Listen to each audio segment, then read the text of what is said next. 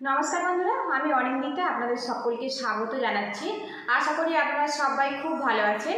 আজকে আমি পাকা কলার মধ্যে সামান্য পরিমাণে গুঁড়ো দুধ দিয়ে দারুণ স্বাদের একটা রেসিপি আপনাদের সাথে শেয়ার করব। তো প্লিজ বন্ধুরা পুরো ভিডিওটি দেখার অনুরোধ রইল, আশা রাখছি ভালো লাগবে। আর বন্ধুরা আপনাদের কাছে আমার একটাই রিকোয়েস্ট রইল, চ্যানেলটিকে সাবস্ক্রাইব করে আমার পাশে থাকবেন। পাকা কলা দিয়ে দুর্দান্ত স্বাদের রেসিপির জন্য এখানে আমি 3 পিস কলা নিয়েছি। এখানে দেখুন একটা বড় কলা নিয়েছি আর দুটো ছোট ছোট কলা নিয়েছি। বাড়িতে অনেক সময় কলা থাকে, খুব পেকে গেলে কিন্তু গায়ের রঙটা এরকম কালো হয়ে যায়, সেক্ষেত্রে অনেকে এই কলাটা খেতে একটুও পছন্দ করে না, সেই সময় কলাটা ফেলে দেয়। কিন্তু এখন দুর্মূল্যের বাজারে একটা কলা ফেলে দেওয়া মানে কিন্তু 7 থেকে 8 টাকা খরচা পড়ে যায়। তো বন্ধুরা আজকের এই রেসিপিটা দেখার পরে কেউ কিন্তু আর এইরকম খুব পেকে যাওয়া কলা আর ফেলবেন না। তো দেখুন এখানে আমি কলাটা ছাড়িয়ে নিয়েছি, খোসাটা বাদ দিয়েছি, কিন্তু ভিতরের অংশটা বেশ পরিষ্কার। আর বন্ধুরা এই টাইপের কলা দিয়েও কিন্তু বানাতে পারেন, আবার এই রকম পরিষ্কার কলা দিয়েও কিন্তু বানাতে পারেন। আর নির্দিষ্ট কোনো মাপ নয়, এখানে আমি 3 পিস কলা নিয়েছি, আপনারা কম বেশি করে নিতে পারেন। তো দেখুন কলাটা কিন্তু একদম পরিষ্কার। 3টে কলা আমি খোসা ছাড়িয়ে নিয়েছি।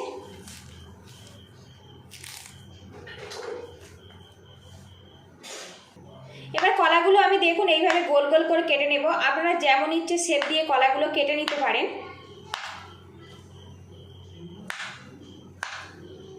তো দেখুন কলা 3টে আমি কেটে নিয়েছি। আর এখানে দেখুন 1 প্যাকেট গুঁড়ো দুধ নিয়েছি। তো বন্ধুরা এতটা আমার গুঁড়ো দুধ লাগবে না, 1 চামচ আমি এর থেকে নিয়ে নেব। এদিকে প্যানটা আমি গরম করে নিয়েছি আর এর মধ্যে দিয়ে দেবো 1 চামচ পরিমাণে বাটার। বাটারের পরিবর্তে আপনারা কিন্তু ঘি বা সাদা তেল ব্যবহার করতে পারেন।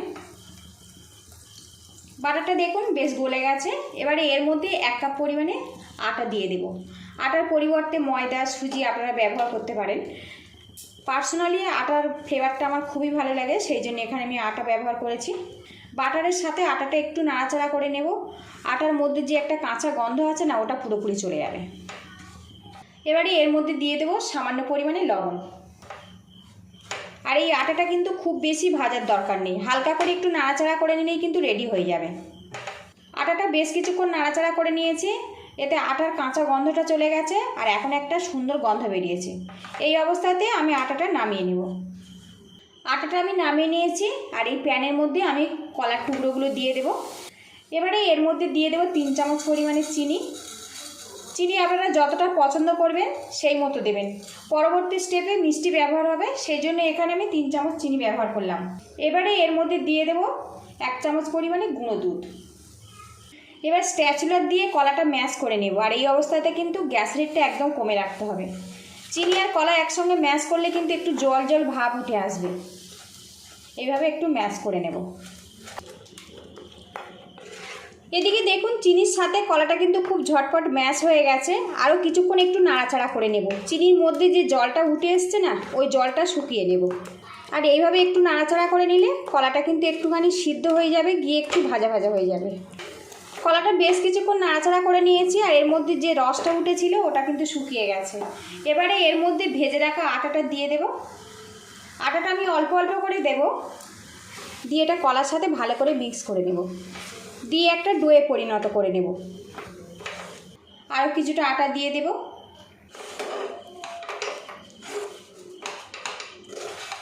বন্ধুরা এই ডোটা কিন্তু একদম শুকনো শুকনো করে মাখাতে হবে। এখানে আমি 3টে কলা ব্যবহার করেছি আর 1 কাপ আটা ব্যবহার করেছি, এতে কিন্তু ডোটা আমার একদম শুকনো শুকনোভাবে রেডি হয়ে গেছে। আরও কিছুক্ষণ এটা ম্যাশ করে নেব। এদিকে দেখুন মিশ্রণটা আমার রেডি হয়ে গেছে। আর এবার এটা আমি নামিয়ে নেব, নিয়ে আমি মিশ্রণটা ঠান্ডা করে নেব। এদিকে প্যানটা আমি পরিষ্কার করে নিয়েছি আর এই প্যানের মধ্যে আমি দিয়ে দেবো 1 বাটিরও একটু কম জল। এবারে এর মধ্যে দিয়ে দেবো 1 বাটি পরিমাণে চিনি, একটা এলাচ দিয়ে দেবো। চিনি আর জলটা মিক্স করে নেব, নিয়ে একটা শিরা বানাবো। আর বন্ধুরা কলার ডোর পরিমাণ অনুযায়ী কিন্তু শিরাটা বানিয়ে নিতে হবে। এদিকে দেখুন চিনিটা কিন্তু বেশ জলের সাথে মিশে গেছে। আমি আরও 3 থেকে 4 মিনিট ফুটিয়ে নেব, তাহলে রসটা আমার পুরোপুরি রেডি হয়ে যাবে। এদিকে দেখুন রসটা আমার কিন্তু রেডি হয়ে গেছে। এই রসটা কিন্তু খুব বেশি মোটা করার দরকার নেই, হাতে একটু চিটচিটে ভাব হলেই কিন্তু বুঝে নিতে হবে যে রসটা রেডি হয়ে গেছে। এবার এই রসের জায়গাটা আমি নামিয়ে নেব। এদিকে কলার ডোটা ঠান্ডা করে নিয়েছে আর একটু হাত দিয়ে এইভাবে একটু মাখিয়ে নেব। এবারে কলার ডো থেকে অল্প করে আমি কেটে নেব এইভাবে, খুব বেশি কিন্তু বড় করার দরকার নেই, এইরকম করে ছোট ছোট করে এটা কেটে নিতে হবে, দিয়ে এটা পুরোপুরি গোল করে নেব। আর এখানে আমি একটা দেখুন ছাঁকনি নিয়েছি, এর পিছনে হালকা এইভাবে দিয়ে একটু চেপে নেব, তাহলে হালকা করে একটা ডিজাইন হয়ে যাবে। এইভাবে ডিজাইন করে বানালে কিন্তু বাচ্চারা খেতে কিন্তু অনেক বেশি ভালোবাসবে। তো দেখুন হালকা করে ডিজাইন হয়ে গেছে, একটা প্লেটে আমি এইভাবে তুলে নেব, আরও একটু আমি কেটে নেব। আর এইভাবে বানালে কিন্তু খুব ঝটপট এটা রেডি হয়ে যায়। আর এই ডোটা কিন্তু পুরোপুরি এইভাবে গোল করে নিতে হবে, তাহলে ডিজাইনটা কিন্তু খুব সুন্দরভাবে ফুটে উঠবে।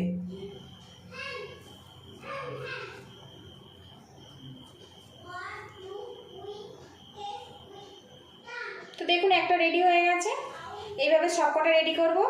আপনারা যদি ইচ্ছা করেন তো এই ডিজাইনটা বানাতে পারেন, আর যদি না ইচ্ছা করেন তো প্লেন এইভাবে গোল করে নিতে পারেন।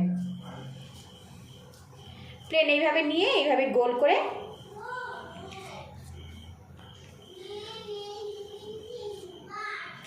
এইভাবে গোল করে রেডি করে নিতে পারেন। এইভাবে সবকটা আমি কলার পিঠা রেডি করে নেব। এদিকে দেখুন সবগুলো পিঠা কিন্তু আমি ডিজাইন করে বানিয়ে নিয়েছি। এদিকে কলার পিঠা বা মালপোয়া আপনারা যাই বলুন না কেন, ভাজার জন্য কড়াতে আমি তেল দিয়েছি, আর তেলটা আমি হালকাভাবে গরম করে নিয়েছি। এবার এই পিঠাগুলো আমি তেলের মধ্যে দিয়ে দেব। আর এই তেলটা কিন্তু খুব বেশি গরম করবেন না, মিডিয়াম গরম করবেন, তাহলে কিন্তু ধীরে ধীরে পিঠাটা ভাজা হয়ে যাবে আর একটা ব্রাউন কালার ভাব চলে আসবে। প্রথমে আমি 4 পিস পিঠা দিয়ে দেব। আর বন্ধুরা এই পিঠা ভাজতে কিন্তু খুব বেশি তেলের প্রয়োজন হবে না, যেহেতু আটাটা আমি ভেজে নিয়েছি আর কলাটাও কিন্তু হালকাভাবে সিদ্ধ আছে, সেই জন্য খুব ঝটপট কিন্তু এই পিঠাটা কিন্তু ভাজা হয়ে যাবে। নিচের পোর্শনটা রেডি হয়ে গেছে, এবার এটা আমি উল্টে দেব।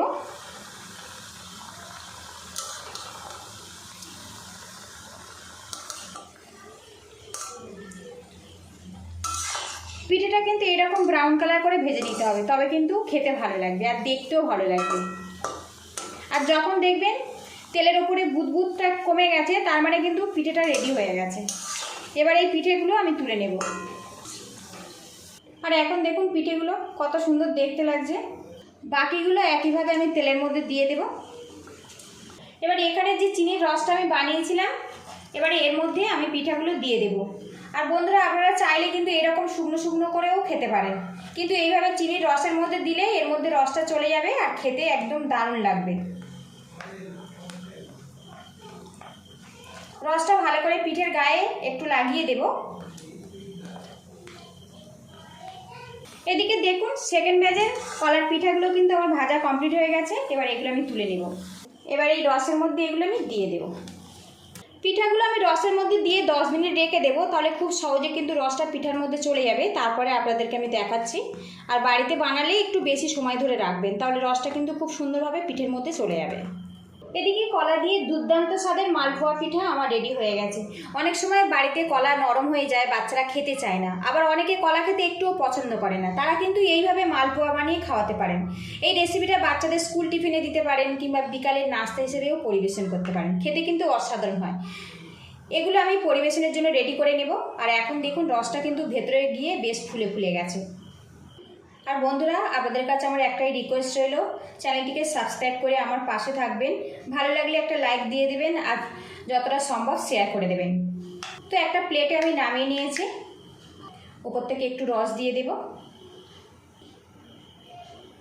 ওপর থেকে সামান্য একটু করে বাদাম ছড়িয়ে দেবো, দিয়ে আমি পরিবেশনের জন্য রেডি করব। আর বন্ধুরা ভিডিওটি পুরো দেখার জন্য অসংখ্য ধন্যবাদ রইল। আপনারা ভালো থাকবেন, সুস্থ থাকবেন, দেখা হবে নেক্সট ভিডিওতে।